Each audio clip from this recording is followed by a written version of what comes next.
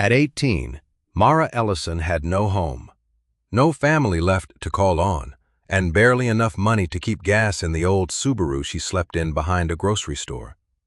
6 months after losing her mother, she was working early shifts at a roadside diner, washing in public restrooms, and wondering how many more nights she could survive before even her car was gone. Then a lawyer called with news she never expected. The grandfather she barely knew had died and left her his only property in the coastal town of Greyhaven, Maine. For a few desperate hours, Mara thought she might finally have a home. Instead, she inherited a rotting boat shed leaning toward the water, with a leaking roof, warped boards, and repair bills worth more than everything she owned. People at the harbor called it worthless. A local developer offered to take it off her hands, and even the fishermen shook their heads when Mara refused to sell. To them, an 18-year-old homeless girl holding on to a collapsing shed made no sense. But Mara had noticed something they hadn't. Her dead mother's initials carved into one of the beams, dated years after Mara had been told her mother had left Greyhaven forever. So Mara stayed, and while clearing out the shed, she and a young dock worker moved an old workbench that had been bolted strangely tight to the floor. Beneath it, they found a rectangle of boards that didn't match the rest. When Mara knocked on them, the sound came back hollow. They pulled up the first board and discovered an iron ring hidden underneath. Mara grabbed it and pulled. Part of the floor lifted, revealing a dark chamber beneath the shed, and something down there had been carefully wrapped, sealed, and buried where no one was supposed to find it. What Mara discovered inside would force an entire town to reconsider the man they thought they knew, reveal why her mother had really left Greyhaven, and show Mara that the worthless inheritance everyone wanted her to abandon had never truly belonged to her grandfather at all. But before we go back to the morning Mara woke up homeless in that freezing car, tell me in the comments where you're listening from and what time it is there right now. I love seeing how far these stories travel. Whether you're starting your morning in the United States, winding down at night in the UK, or listening from somewhere else around the world, wherever you are, I hope you're having a wonderful day.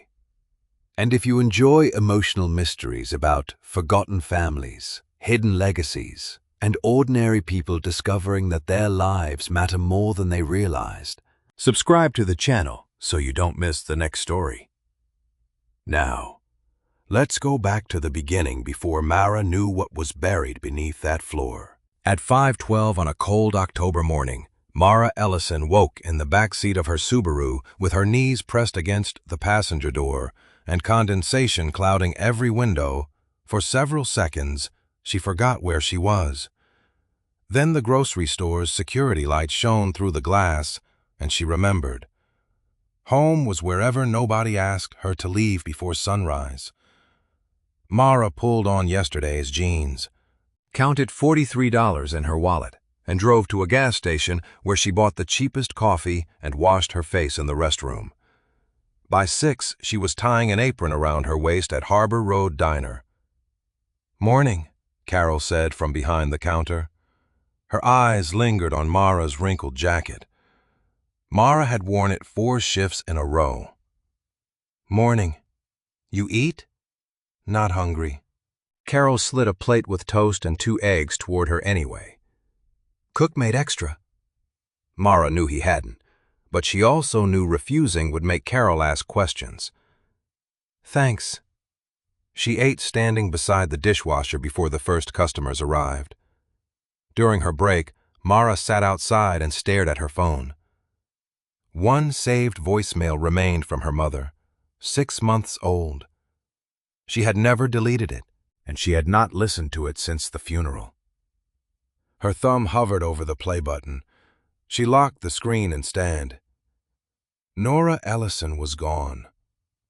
Hearing her voice wouldn't change that. The phone rang before Mara could put it away. Unknown number. She almost ignored it. "Mara Ellison?" a man asked when she answered. "Who's asking?" "I'm calling regarding the estate of Silas Vale." The name meant almost nothing until he added, "Your grandfather." Mara stood. Her mother had spoken about Silas rarely and never kindly enough to make Mara curious. "He's dead." "I'm afraid so. We've been trying to locate you." The lawyer explained that Silas had left her property in Greyhaven, a coastal town nearly 2 hours away. Mara stopped hearing everything after property. That single word followed her through the rest of her shift. Property meant walls, a bathroom, maybe a bed that didn't fold down beneath a seatbelt. By noon, hope had become dangerous enough that she could picture a small weathered house overlooking the sea. Carol caught her leaving early. "Everything okay?" "Family thing." Carol studied her, then nodded. "Drive safe."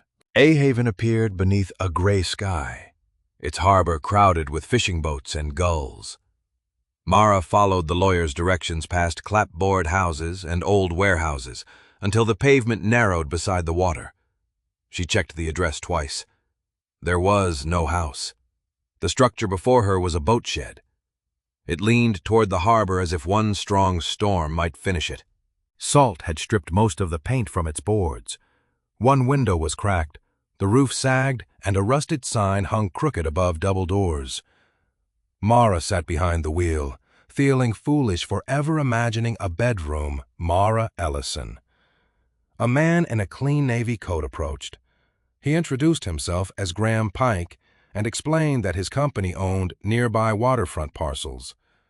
"Silas wouldn't sell," he said, looking at the shed. "You may find maintaining this place costs more than it's worth." "How much is it worth, the structure?" "Practically nothing. Graham offered to buy the property rights before she became responsible for repairs and fees. The amount wasn't large, but to Mara it meant months without sleeping in her car." "Think about it," he said, handing her his card. After he left, Mara unlocked the warped doors with the key the lawyer had given her. The smell of salt, oil, and old timber greeted her. Inside were dusty shelves, coils of rope, hand tools, and a scarred workbench. Rain had stained one wall. She imagined winter wind passing through every gap and wondered what kind of inheritance required money just to survive owning it. Maybe Graham was right. She could sell, rent a room, replace the Subaru before it died, and stop pretending everything was fine. Mara turned toward the door. Then something carved into a vertical beam caught her eye. Several old initials covered the wood, faded beneath scratches and grease. One set looked newer than the rest. Mara brushed dust away with her sleeve. N.E. 2007. She stared until the numbers blurred. Nora Ellison. Her mother's initials. Mara touched the carving with 2 fingers. Her mother had told her she left Greyhaven when she was 19 and never went back. Mara had believed her. She had never had a reason not to. But in 2007, Nora had already been gone for years. Mara looked around the supposedly worthless shed again, this time seeing it differently. If her mother had truly walked away from Silas Vale and Greyhaven forever, who had carved her initials into this beam years later, Mara stayed inside the boat shed long after Graham Pike's footsteps disappeared down the dock, staring at the initials carved into the beam as though they might rearrange themselves into an explanation. N.E. 2007. She traced the shallow grooves again. Her mother had never mentioned returning to Greyhaven. Never mentioned Silas except in clipped sentences that ended conversations instead of starting them. Mara had spent years believing the distance between them was permanent. Now, a date carved into old wood suggested otherwise. She took a picture with her phone, then slipped Graham's business card into her jacket pocket without calling him. She would stay in Greyhaven for a few days. Long enough to understand why Nora had been here. Nothing more. The next morning, Mara returned with a broom, trash bags, a flashlight, and $30 worth of supplies she regretted buying before she reached the harbor. In daylight, the shed looked worse. One section of roof bowed inward. Salt wind pushed through gaps between the boards. She had cleared only half a shelf when a voice behind her said, "You probably shouldn't stand under that side." Mara turned. A young man about 20 stood in the doorway, carrying a coil of rope over one shoulder. He pointed toward the eastern roof. "Two rafters are split. I noticed the roof leaks. Leaking is the friendly part." He introduced himself as Eli Mercer and said he worked around the docks doing repairs wherever someone needed another pair of hands. Mara gave him her name but not her situation. "Silas's granddaughter," he said. There was recognition in his face, though not the surprise she expected. "You knew him?" Everybody around here knew who he was. Before she could ask more, rain began tapping against the roof. Within minutes, it became a hard coastal downpour. Water streamed through a seam above the workbench. Mara rushed to move a crate out of the drip. Eli stepped inside and grabbed a bucket from beneath a shelf. "That roof section needs bracing before you do anything else." "I'm not rebuilding the place." "Good, because you'd need more than one bucket." His smile was brief, not mocking. Together they shifted loose boards and placed a temporary brace beneath the sagging beam. Mara hated needing help, but she hated the sound of cracking timber more. When the rain eased, Eli noticed the groceries and blanket in the back of her Subaru through the open doors. His gaze lingered only a second before he looked away. Mara was grateful he didn't ask. Near noon, Graham returned carrying a folder. "You're still here?" "Apparently." He glanced at Eli, then at the brace. "Already costing you money?" "Not yet." Graham opened the folder and showed Mara a revised offer. It was slightly higher than yesterday's.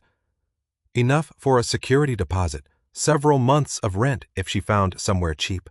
Maybe enough to stop checking her bank balance every morning. "You said the place was practically worthless," Mara said. "The shed is, then why raise the offer?" Graham's expression stayed calm. "Because convenience has value. I own property nearby. Consolidating access simplifies things." It sounded reasonable, which somehow made Mara more suspicious. "I'll think about it." Graham closed the folder. "Don't think too long. Winter won't be kind to this structure." After he left, Mara watched him cross the dock. Eli was tightening the brace. "Does he usually offer people money twice for things he says aren't worth anything?" she asked. "I don't know him well enough to answer that safely." That sounded like an answer. It wasn't. Eli returned to his work. Mara almost pressed him, then stopped. She had known him less than an hour. Instead, she went back to clearing the shed. By late afternoon, the rain returned. Water began spreading across the floor near the workbench. Mara tried dragging the bench away from the wall so she could reach the wet boards beneath it. It did not move. "It's bolted down," Eli said. "Why would anyone bolt a workbench to the floor? Heavy tools? Rough weather?" He crouched beside one leg, then frowned. "Maybe."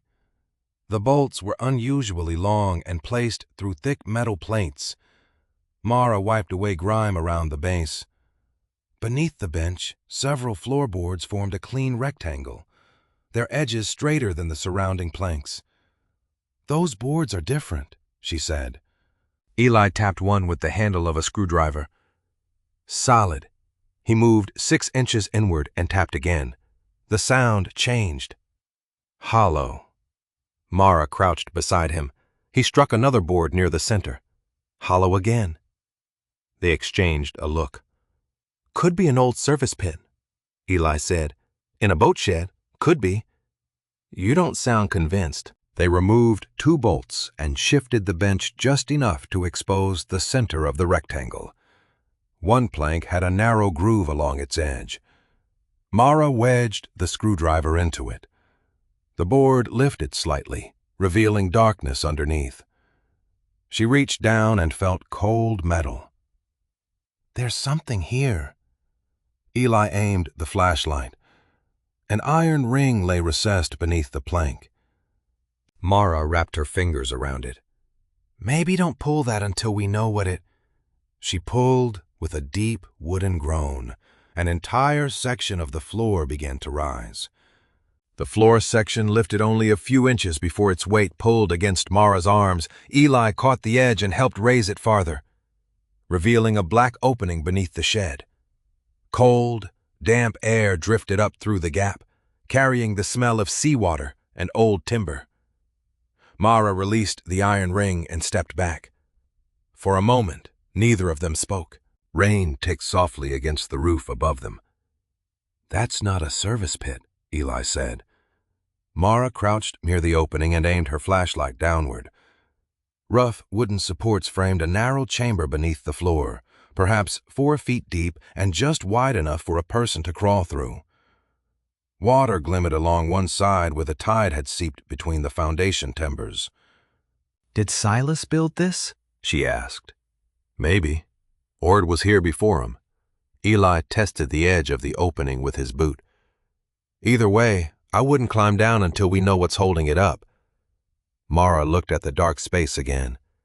She had spent 2 days being told the boat shed was worthless. Now someone had gone to the trouble of hiding an entire chamber beneath its floor. "There's something down there."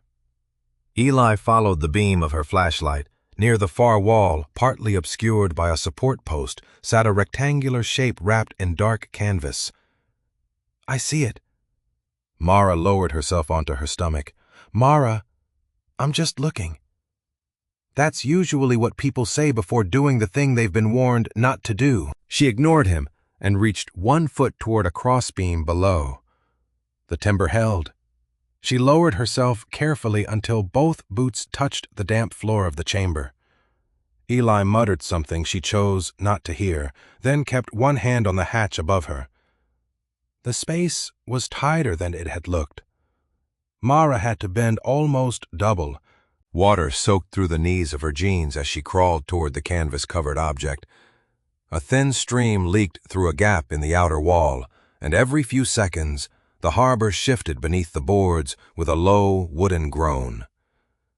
"You've got about 3 minutes before I come down there and drag you out," Eli called. "You wouldn't fit." That wasn't a challenge. Mara reached the object and pulled away the canvas. Beneath it was a wooden marine chest, its corners reinforced with tarnished brass. The lid was secured by 2 corroded latches, but no lock. She tried lifting it. It was heavier than she expected. "I found a chest." "Of course you did." Eli's voice sounded less amused now. "Can you move it?" "Maybe." They looped an old rope around the handles and worked together, Mara guiding from below while Eli pulled from above. Twice the chest caught against the framing. The second time, a wave pushed seawater across the chamber floor and soaked Mara's shoes completely. "That's enough," Eli said. "Get out." "Almost, Mara." Something in his tone made her stop arguing. She climbed back through the opening, shivering as the cold air hit her wet clothes. Together they hauled the chest onto the shed floor. The canvas wrapping had protected it surprisingly well. Mara wiped salt and grime from the lid. There was no name, no label, no indication of why anyone had hidden it. Eli stepped back. "Your inheritance. You open it." Mara flipped the first latch. It resisted, then snapped free. The second came easier. She raised the lid. No money waited inside, no jewelry, no stacks of cash hidden by an eccentric grandfather. Instead, the chest was packed with papers, bundles of letters tied with faded cord, several small notebooks, rolled drawings, envelopes, photographs wrapped in waxed paper. Mara felt disappointment first, sharp and embarrassing. Then curiosity replaced it. She lifted the photographs.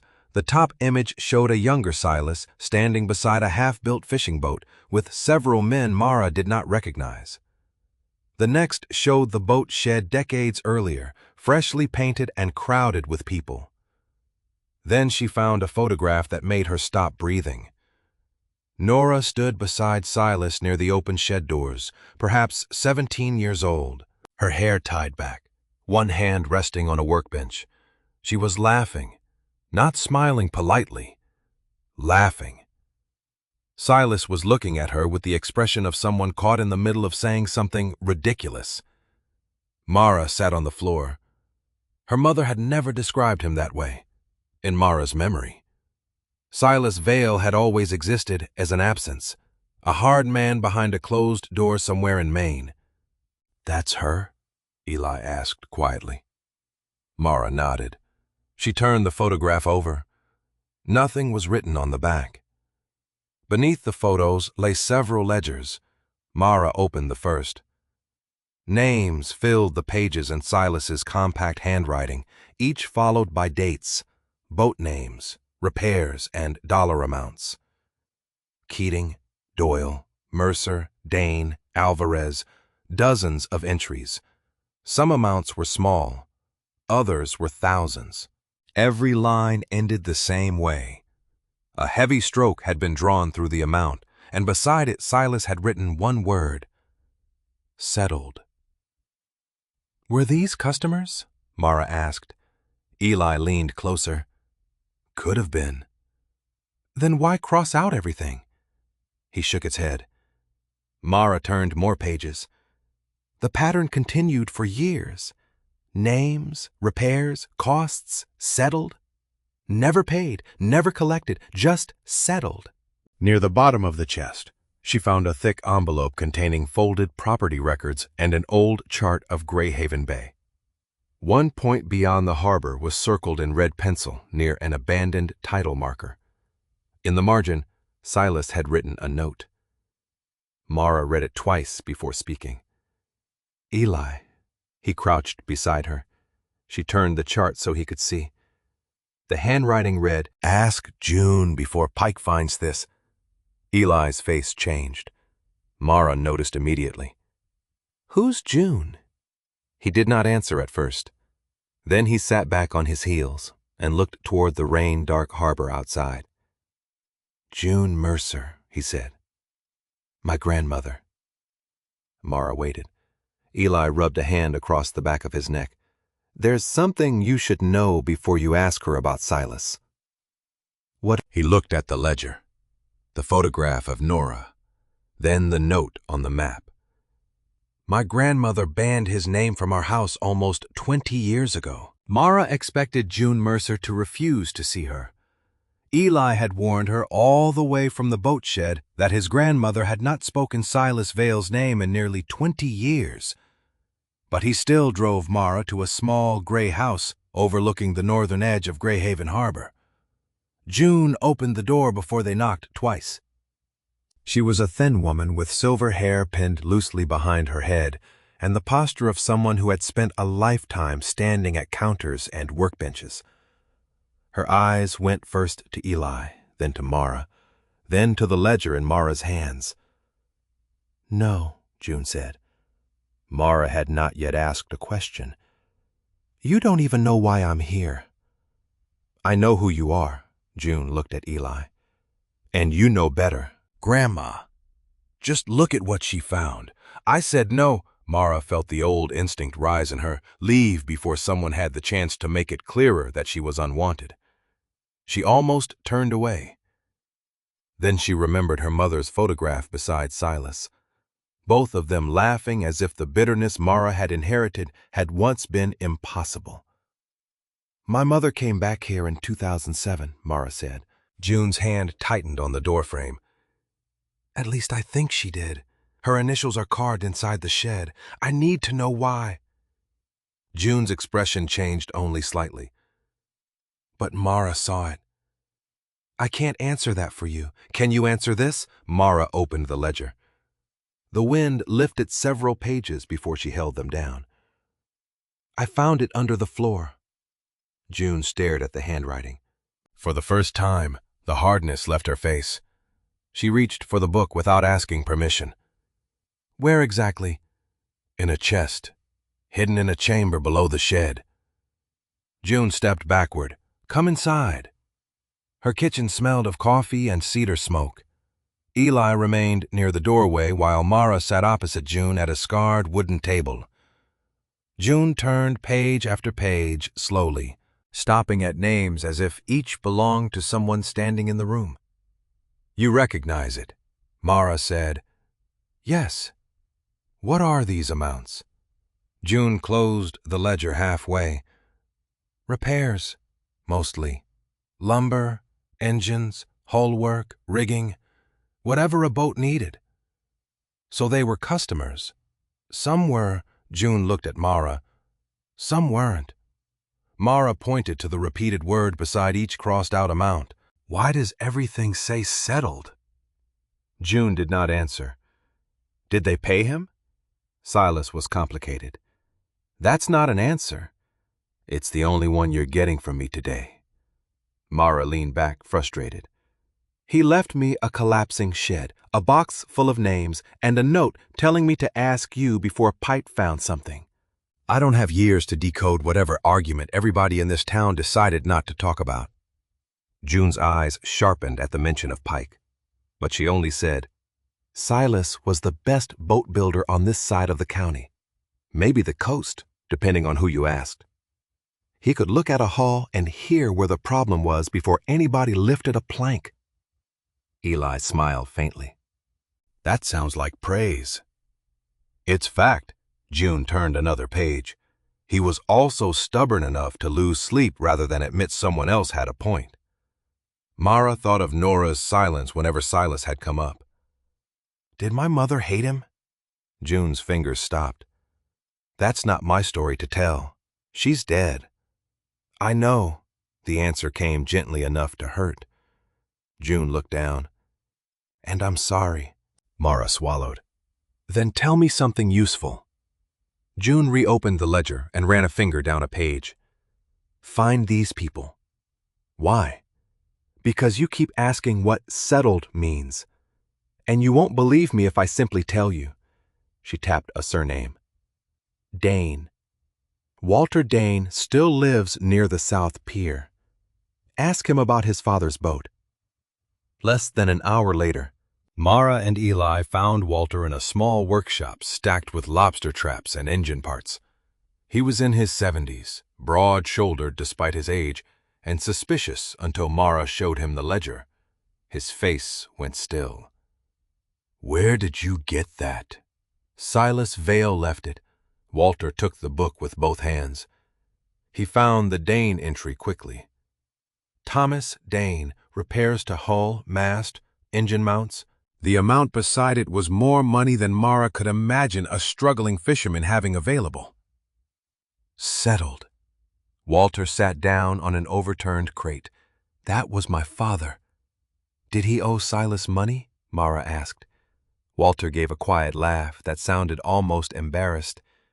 We owed him everything.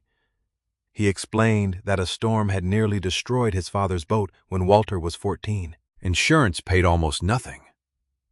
Without the boat, the family would have lost their income. Silas brought the wreck into his shed and worked on it for weeks. My father kept saying he'd pay him when the season turned. Walter rubbed his thumb across the old ink. Silas told him to feed his children first, so he forgave the debt. There was never really a debt. Walter's eyes filled, and he looked away toward the harbor. He made my father promise one thing. If another family ever needed help and we could give it, we had to. Mara glanced at Eli. Did everyone know Silas did this? Walter shook his head. I thought we were the only ones. Mara turned the pages. Dozens of names waited there. The discovery should have answered something, yet it only widened the question. Why had Silas recorded every dollar if he never intended to collect it? Why hide the ledger And why had June refused to speak of him if this was the man she remembered? Back at the boat shed that evening, Mara searched the chest again. Beneath a bundle of photographs, she found a thin envelope she had overlooked. Her mother's name was written across the front in Silas's handwriting. Nora Ellison. Mara's pulse quickened. She opened it carefully. The envelope was empty. Nothing Eli asked. Mara turned it over. On the back, written in faded pencil, was a single sentence. Nora, when you're ready to know why I couldn't sell it. Mara read the words twice. Then she looked around the old shed, at the patched walls, the sagging roof, and the floor beneath which Silas had buried his records. Until that moment, she had believed her mother left Greyhaven because she could no longer live with the man Silas Vale had been. Now she understood something else. Whatever had broken Nora and her father apart had begun with this boat shed. By the next morning, Mara had stopped thinking of the empty envelope as a clue and started thinking of it as an accusation. Nora, when you're ready to know why I couldn't sell it. She carried those words with her to Greyhaven's small public records office, where she and Eli spent hours searching old property files, newspaper clippings, and business notices. The picture that emerged was incomplete but painful. Silas Vale had once operated a successful boat-building business near the harbor. Nora had grown up around the workshop, appearing beside him in photographs from local fishing festivals and launch ceremonies. They had not always been estranged. Look at this, Eli said, sliding a clipping toward Mara. The photograph showed Silas and a teenage Nora standing beside a newly restored fishing boat. Nora was holding a paintbrush and grinning at the camera. Mara stared at her mother's younger face. She looks happy. She does. That was what hurt. Mara had spent years imagining Nora's childhood as something cold enough to justify leaving forever. Instead, every early record suggested father and daughter had once been close. Then the articles changed. Orders declined. A storm damaged several working boats. The local fishing economy weakened. And Silas's main workshop began struggling financially. Tax notices followed. Eventually, the larger workshop property was sold. The little boat shed remained. Mara found an older property article mentioning an offer from a waterfront developer to purchase it during the worst period. Silas had refused. They needed money, Mara said. Apparently, and he kept this. She thought about her mother trying to explain Silas in those rare conversations Mara had always cut short because Nora's anger made the subject uncomfortable. Maybe the answer had been simple all along. Silas had chosen the shed that afternoon. June reluctantly gave Mara a small cardboard box of papers Nora had left behind years ago. I kept them because throwing them away felt wrong, she said. Mara searched until she found several pages from an old diary. One entry stopped her. The handwriting was unmistakably her mother's. He says I don't understand. Maybe I understand perfectly. We need the money. He has a buyer. He still won't sell. He chose that shed over us. Mara lowered the page. For several seconds, she could hear only June's kitchen clock. She really believed that. June looked tired. Yes. Was she wrong? You're asking me to judge an argument between two people who were both hurting. That isn't what I asked. June met her eyes. Then I'm not going to answer, Mara left angry. Not at June. At Silas. At the dead man who had hidden ledgers and letters instead of apparently saying what needed to be said when his daughter was still there to hear it. By evening, Mara was back at the boat shed calculating numbers on her phone. Her bank balance was worse than she had admitted to Eli. The shed needed roof work, structural repairs, insurance, and eventually taxes. Her Subaru had begun making a grinding noise whenever she turned sharply. She could not preserve someone else's history while her own life collapsed.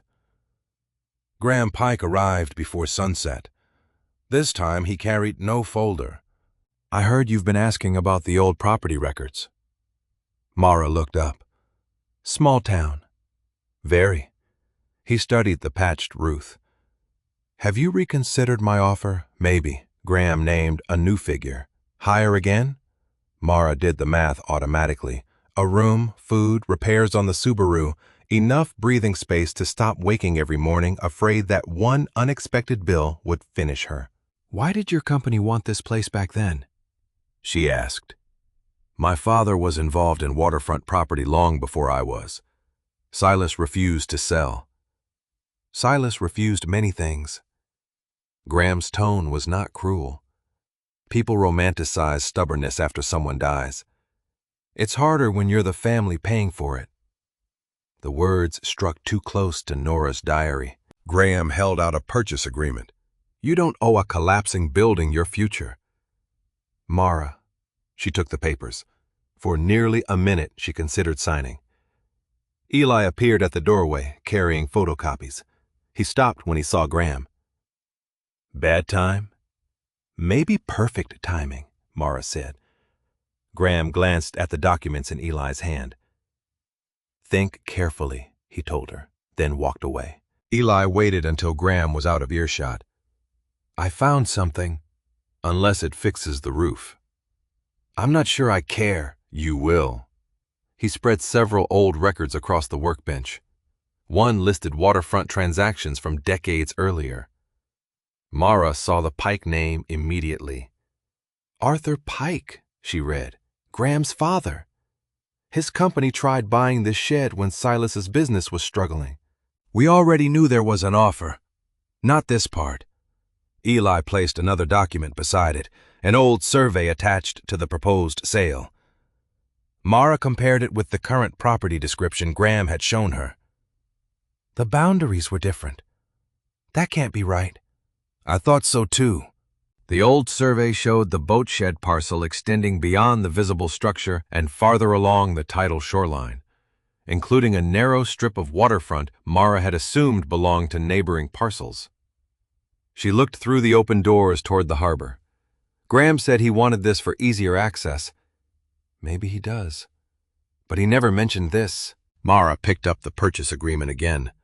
An hour earlier, the boat shed had seemed like a burden her mother had been right to resent. Now Graham's increasing offers felt different. The structure might be worthless, but apparently the land beneath and around it was not. Mara looked back at the old survey. Whatever Silas had refused to sell decades ago, it had been more than a collapsing shed. The old survey changed the way Mara looked at the boat shed. For days, she had seen warped boards, leaking seams, and a building that seemed to survive only because the next storm had not arrived yet. Now she saw boundaries, history, and questions. But the map did not explain why Silas had clung to the property when his family needed money, or why Graham Pike's father had wanted it decades earlier. The ledger still seemed like the better place to start. Mara and Eli spent the next 2 days tracking down names. Walter Dane gave them 3 addresses. June reluctantly added 2 more. Some people had moved away. Some were dead.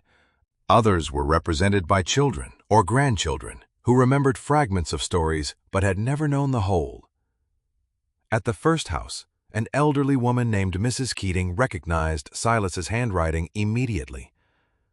Her husband had lost an engine during a terrible season when they were already behind on payments. "Silas found a replacement," she said. "Told us to pay when we could." Mara opened the ledger. "Did you?" Mrs. Keating smiled sadly. "He wouldn't take it." At another address, a middle-aged man remembered his father describing a damaged hull that should have ended their fishing business. Silas repaired it through 3 winter weeks and charged only for materials. Then he quietly marked even that amount settled. A third family told Mara that after their father died, Silas kept their boat stored without charge until the oldest son was old enough to use it. Each story sounded different, but the pattern was the same. Silas had helped people remain on the water when losing a boat would have meant losing everything. By the fourth visit, Mara stopped asking whether the ledger amounts had been repaid. She began asking what Silas had requested instead. The answers were nearly identical. Help someone else when you can. Never let a family lose their livelihood over one bad season. Pass it forward. That evening, Mara and Eli sat on the edge of the dock outside the shed with the ledger between them. Walter thought his family was the only one. Mara said, "So did Mrs. Keating." Elle looked across the harbor. Maybe Silas wanted it that way. Why keep records? Then maybe records weren't for praise. Mara turned the pages.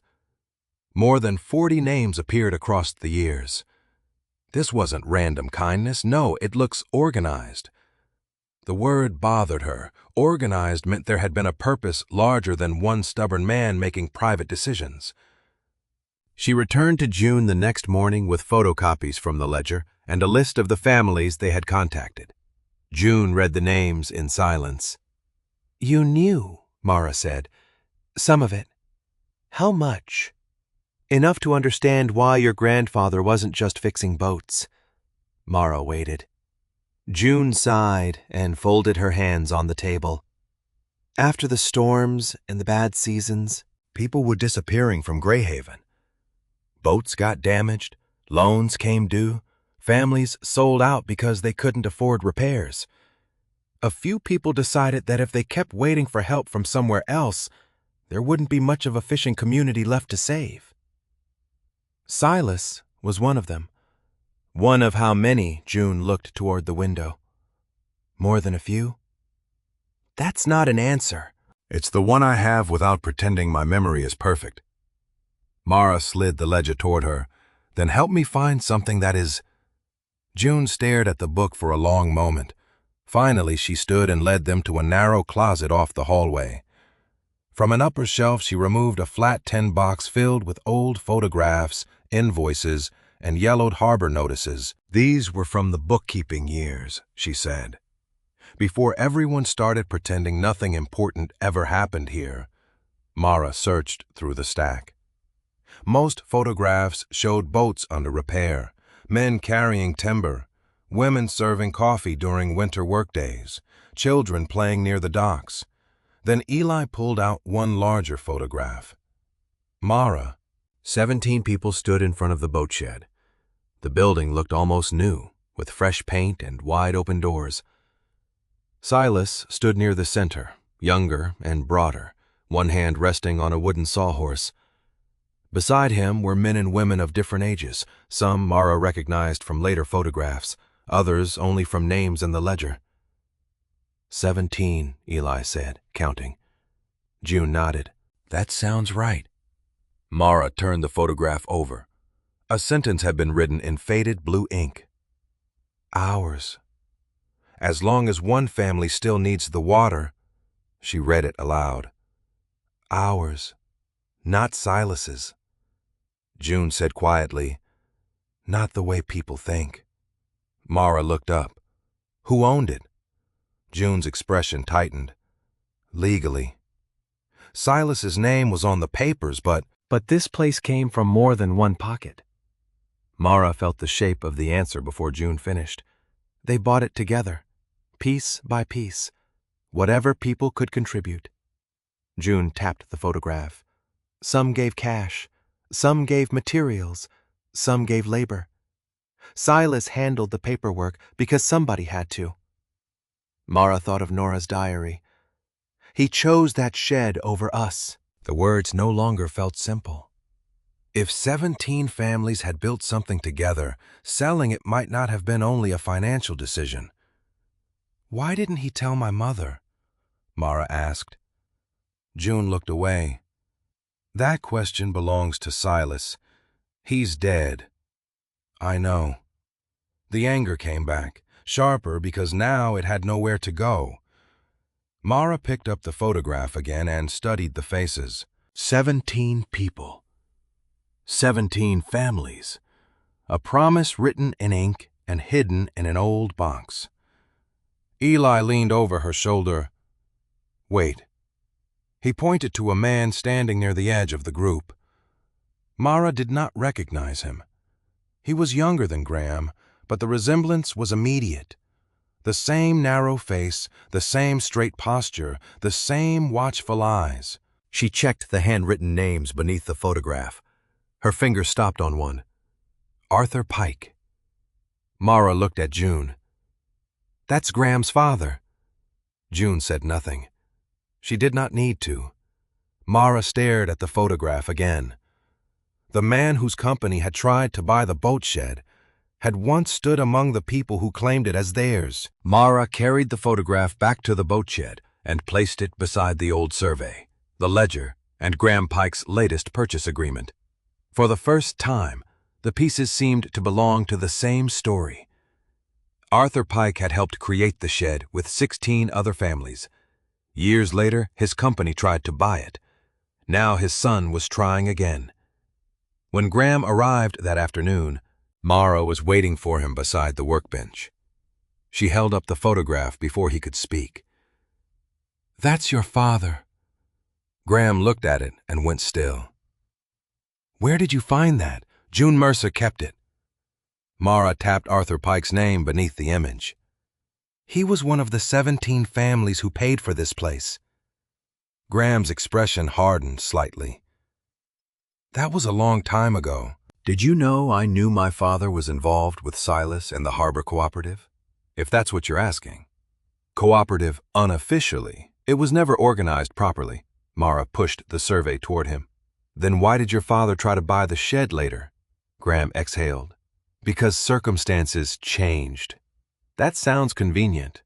It was practical. He looked toward the water. Your grandfather believed promises should remain exactly as they were forever. My father didn't. By then, the fishing industry was changing, land values were rising, and maintaining old waterfront buildings was becoming expensive. He thought selling could benefit everyone. Silas disagreed. Silas disagreed with almost everyone once he decided something was a matter of principle. There was no anger in Graham's voice, only the weariness of someone repeating an old family argument. Mara had expected denial. Instead, his honesty unsettled her. So you want the property because of the waterfront? Yes. Not because of the shed? Graham almost smiled. I've been very clear that the shed itself is a liability.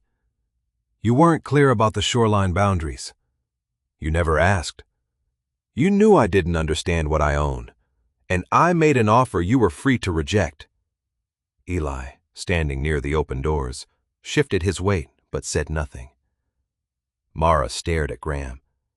She wanted him to become simpler, crueler, easier to distrust. Instead, he merely seemed like a man who believed land should be used for what it was worth now, not what it had meant decades ago. My father thought Silas was wasting an opportunity. Graham said he believed sentiment was costing families money. Silas believed selling would betray the people who built this place. They never resolved it. And now you want me to resolve it by selling. I want you to decide based on your own life, not a promise made before you were born. The words followed Mara even after Graham left. That evening, another problem arrived that had nothing to do with history. A town inspector posted a notice on the shed door after examining the eastern roof and the weakened supports near the waterline. The structure was unsafe. Mara had a limited period to make repairs or face an order to vacate and eventually remove it. She read the notice 3 times. How bad? Eli asked. Bad enough that apparently the building itself is trying to make Graham's argument for him. Eli took the paper and scanned it. The roof can be stabilized. With what money? Some of this work we could do ourselves, and the rest, he didn't answer. Mara sat on the edge of the workbench. Her checking account could barely survive groceries and gas. She was still sleeping in the Subaru. Every day she stayed in Greyhaven made the inheritance feel less like a gift and more like an obligation she had no ability to carry. Maybe my mother was right, she said quietly. Eli looked at her. About Silas choosing this place over everything else? You don't know that yet. I know he lost his daughter over it. Mara folded the notice. And now I'm supposed to ruin myself, proving he was right? Eli leaned against the bench. No one said you had to. She looked at him. That's almost exactly what Graham said. Then maybe Graham can be right about one thing without being right about everything. Mara gave a tired laugh. The next morning, she began packing the documents from the marine chest into plastic containers to protect them from leaks. If she sold, she wanted at least to preserve whatever history Silas had hidden.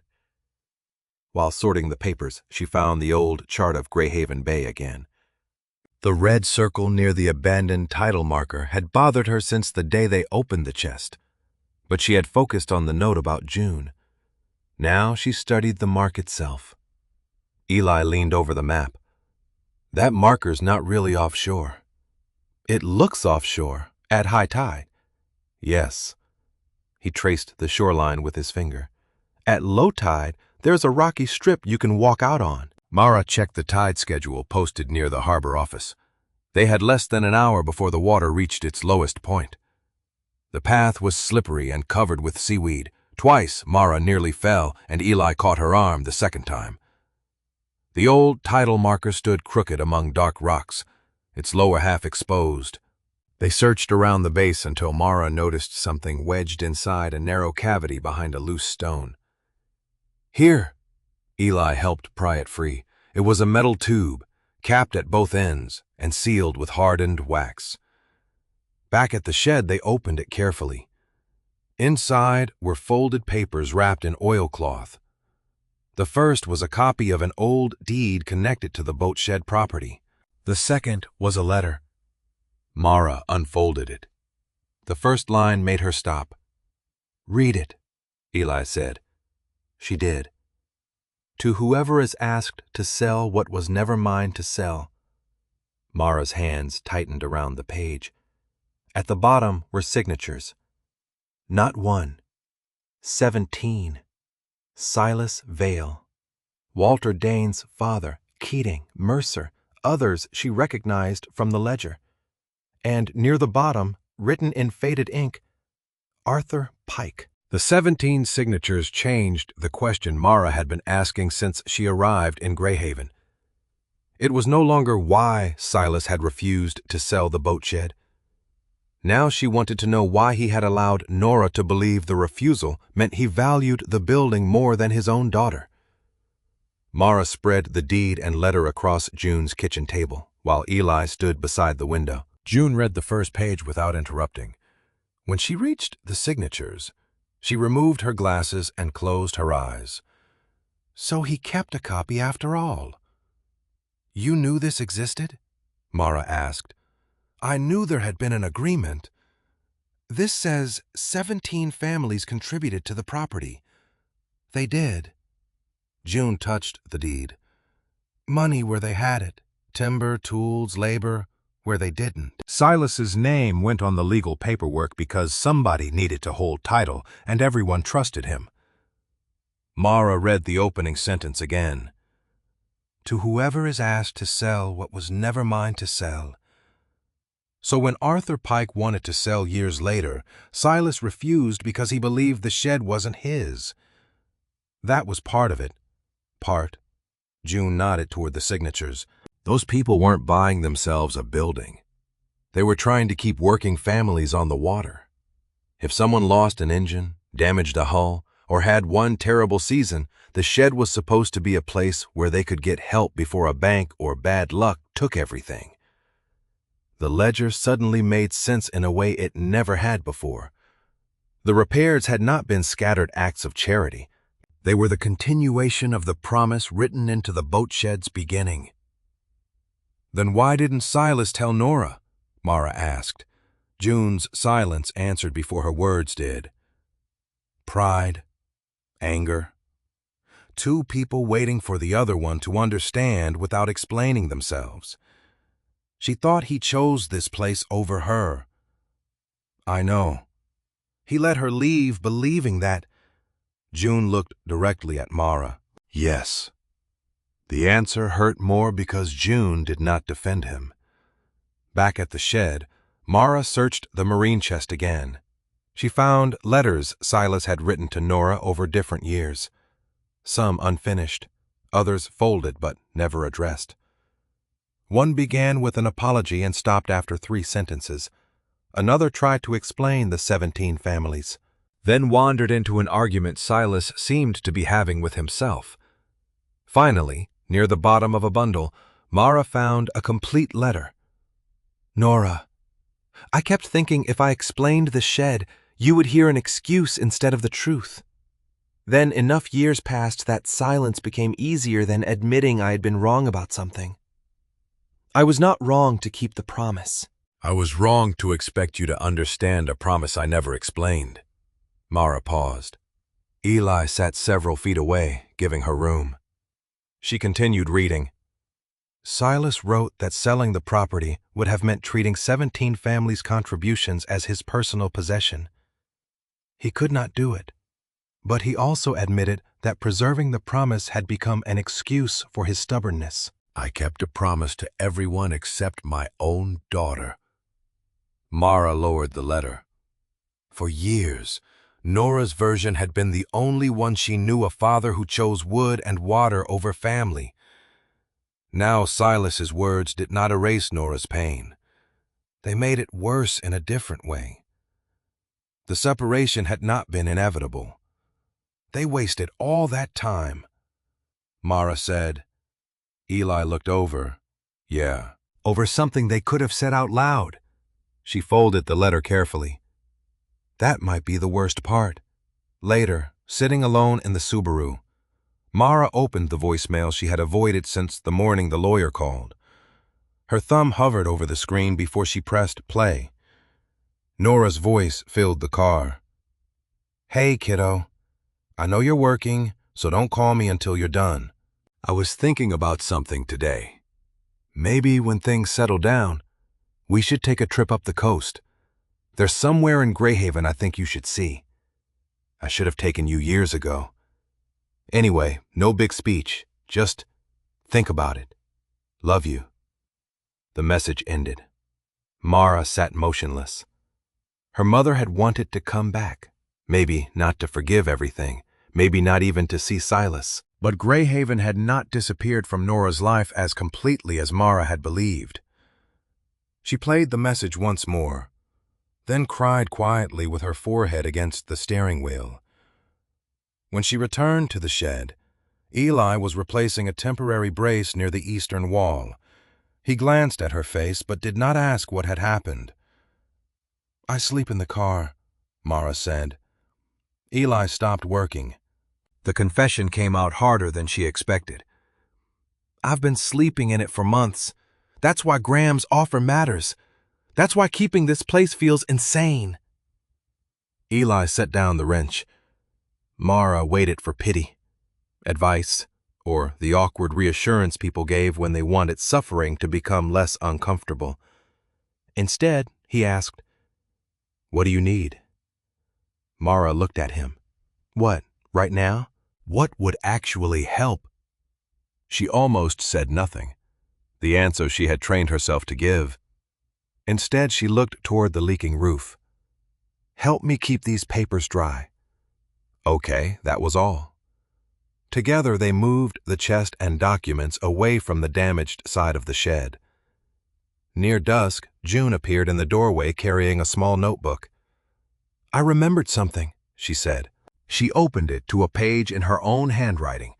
Years earlier, Silas had given her instructions concerning the records he kept.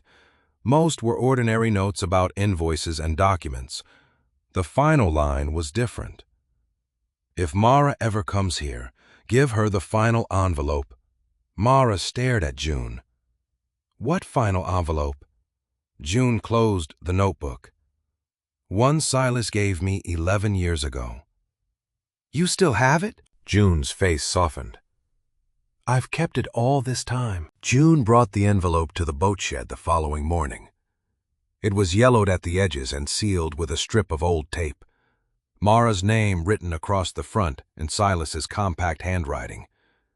Not Nora, not to my granddaughter, just Mara Ellison. Mara held it without opening it. 11 years ago she had been 7, somewhere in Greyhaven. A grandfather she barely knew had already been thinking about what he might leave her. "Did he know me?" she asked. June stood beside the workbench. "He knew about you." "That isn't the same thing, no." June looked toward the harbor. "Nora asked him not to contact you. He respected that, even when it hurt him." Mara felt anger flicker, then fade. There were too many dead people to argue with now. She broke the seal. Inside was a handwritten letter. No check, no bank statement, no hidden account. Silas began simply, "Mara, if you are reading this, then the shed has become your problem, and for that I owe you an apology." Despite herself, Mara almost smiled. She continued, "Silas wrote that he had no right to ask her to preserve something simply because he had spent his life preserving it. He explained the 17 families, the promise they made, and the belief that no working family in Greyhaven should lose its livelihood because one damaged boat cost more than they could afford." Then his words changed. "If you need to sell the shed to keep yourself safe, sell it." A promise meant to help people should never become a chain around the next person's neck. Mara stopped reading. "He said I can sell," June nodded. "That sounds like Silas at the end." Mara looked down again. "You did not inherit my obligation. You inherited the right to decide whether it still means anything. If it does not, walk away without guilt. If it does, find a way to make it belong to people again." Mara read the final lines twice. She had expected Silas to demand loyalty from beyond the grave. Instead, he had given her the one thing everyone else seemed determined to take from her: a choice. Eli arrived while Mara was folding the letter. She handed it to him without explanation. He read silently. "Does this make it easier?" he asked. "No." "Good." Mara frowned. "Good if it were easy. Somebody would have solved it 30 years ago." She laughed despite herself. By afternoon, Graham Pike returned. He had heard about the unsafe structure notice and came with a final offer. It was higher than before. High enough that Mara could stop sleeping in her Subaru immediately. "You've done more research than most people would," Graham said. "So you understand what you're deciding." "I understand why Silas refused your father. Understanding him doesn't mean repeating him." Mara looked at the patched braces, the buckets catching leaks, the floor hiding the chamber where the chest had waited. Graham was right about one thing. History would not pay for lumber. "When do you need an answer?" "Tomorrow morning." "The town is reviewing the property situation. If you intend to sell, that simplifies everything." He placed the agreement on the workbench. "If not, you'll need a credible plan." After he left, Mara sat alone with the contract. She imagined signing her name. A rented room with heat, a real shower, a bed, food without counting every dollar. The choice was not between greed and goodness. It was between safety she desperately needed and a promise she had only discovered days ago. Near sunset, an engine sounded outside. Walter Dane arrived in an old pickup. He climbed out, carrying several lengths of lumber. "Where do you want these?" Mara stared at him. "Why?" Eli said. "The east side needs bracing. Walter, I can't pay you." Didn't ask. Another truck pulled in behind him. Mrs. Keating's son stepped out with roofing material left over from a job. Then came a retired fisherman Mara had interviewed, carrying tools. June arrived with coffee and sandwiches. Eli appeared last, wearing a grin he tried unsuccessfully to hide. Mara turned on him. You called them. I told a few people the shed might not survive. I didn't ask you to do that. His grin disappeared. No. You didn't. Mara immediately regretted the sharpness in her voice. Walter set the lumber down. Your grandfather didn't ask my father whether helping him was convenient. That was Silas. No, Walter said. That was the point. More people arrived over the next hour. Not 17 families restored by some impossible miracle. Just people with hammers, spare boards, old knowledge, and memories. They inspected the roof, reinforced temporary supports, covered the worst leaks, and listed repairs the town would require. No one promised the shed could be saved cheaply. No one pretended Mara's financial problems had disappeared. But for the first time, they were not hers alone. Mara stood outside as darkness settled over Greyhaven Harbor. June joined her. You don't have to keep it because they came. I know. Silas would tell you the same. Mara looked through the open doors. Eli was holding a board while Walter measured it twice and complained that young people had forgotten how to use a tape measure. Someone laughed. The shed sounded alive. Mara thought about Silas's letter. Find a way to make it belong to people again. She still did not know whether she could afford that promise, but she finally understood why it had survived. The next morning, Mara carried Silas's letter, the 17-signature agreement, the old survey, and Graham's unsigned contract toward Greyhaven's town hall. Eli walked beside her but did not ask what she had decided. Outside, Walter and June were already waiting. Several families from the ledger stood with them. Graham Pike waited near the entrance with his own documents tucked beneath his arm. Mara stopped at the bottom of the steps. She had arrived in Greyhaven believing she had inherited a worthless building. Now an entire community was waiting to hear what she would do with it. In a few minutes, Mara would have to walk into that meeting and decide whether the boat shed would be sold or whether she was willing to fight to keep its old promise alive. The meeting room at Greyhaven Town Hall was too small for everyone who came. Mara stood near the front with Silas's letter in one hand and Graham Pike's unsigned contract in the other, while Walter, June, Eli, and several families from the ledger filled the wooden chairs behind her. A town official reviewed the inspection notice first. The boat shed needed structural repairs, particularly along the eastern roof and waterfront supports. If Mara intended to keep it, she would need to demonstrate that the work could be completed safely. If she sold, the responsibility would transfer with the property. Graham spoke calmly when his turn came. He did not attack Silas or dismiss the families in the room. He simply explained that the waterfront had changed. His company could incorporate the parcel into neighboring development, address the unsafe structure, and make productive use of land that had deteriorated for years. The history matters, he finished, but history alone does not repair a building. Mara knew he was right. That was what made the decision difficult. Then Walter stood. He carried no prepared statement. My father would have lost his boat without Silas Vale, he said. That meant losing our income, probably our house eventually. I spent most of my life thinking Silas helped us because my father got lucky enough to know him. I found out last week there were dozens of families with the same story. Mrs. Keating's son spoke next about the engine Silas replaced when his parents could not afford one. Another family described hull repairs. June explained the ledger and the 17 people who had originally contributed money, materials, or labor to establish the shed as a place where fishermen in trouble could keep working. Finally, Mara placed the old agreement on the table. Silas held the title, she said, but he never believed this place belonged only to him. She read the opening sentence from the letter found near the title marker.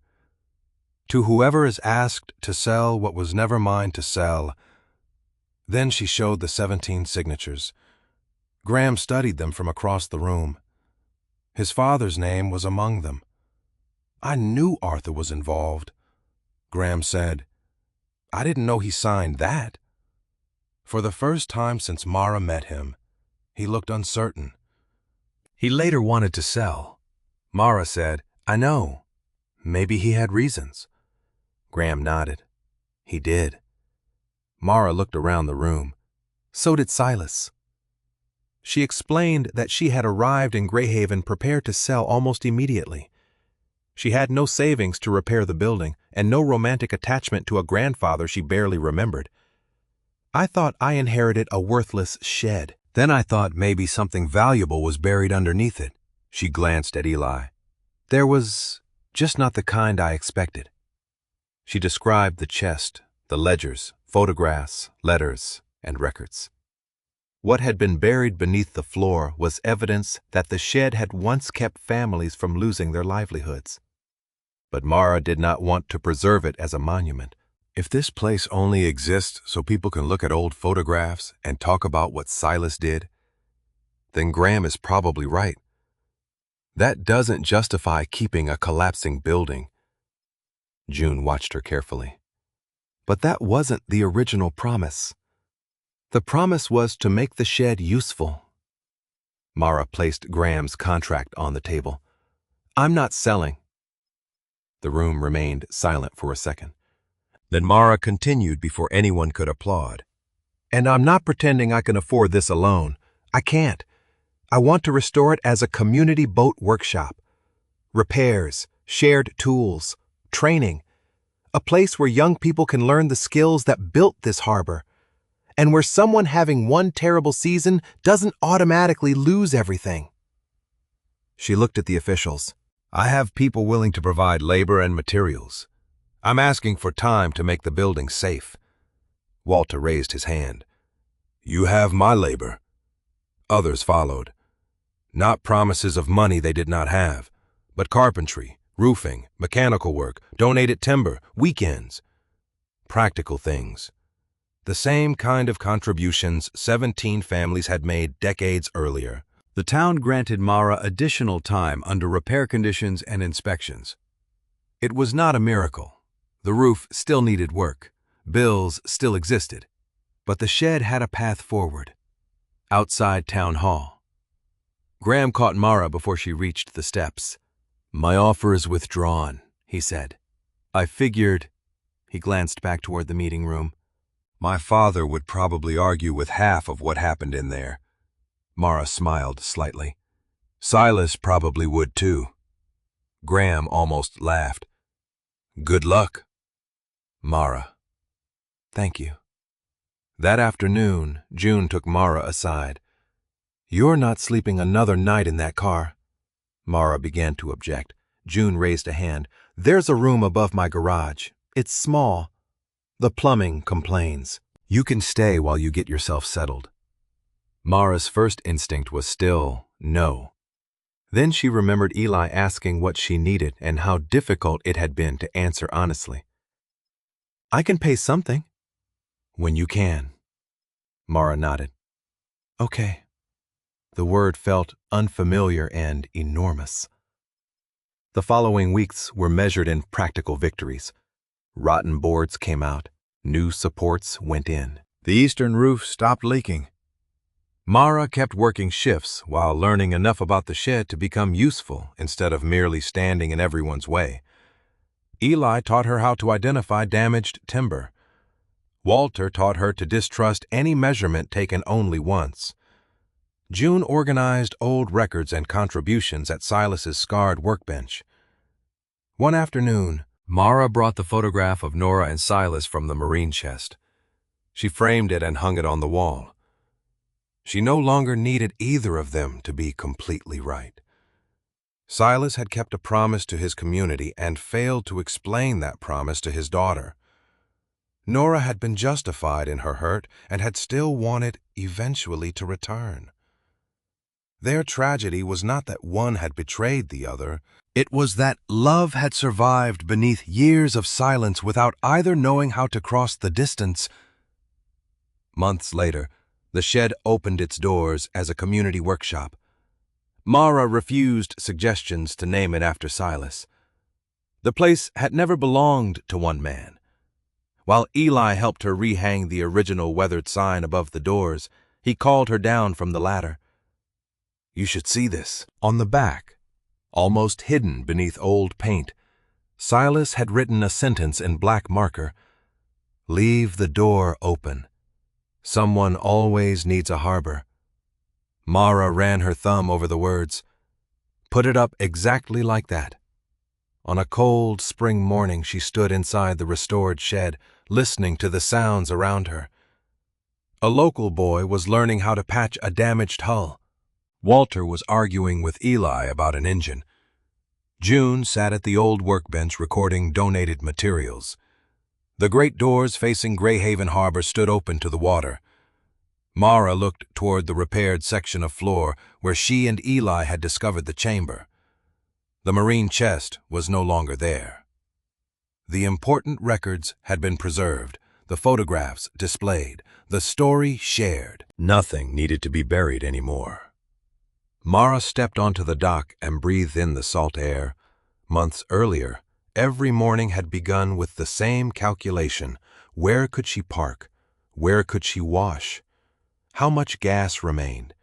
Where would she sleep that night? Now, for the first time since losing her mother, Mara found herself thinking about tomorrow instead. "Mara," Eli called from inside, "we could use you in here." She turned toward the building everyone had once called worthless. The roof was straight now. Warm light spilled through the open doors. Voices carried from inside, familiar enough that she no longer felt like a visitor listening from the edge.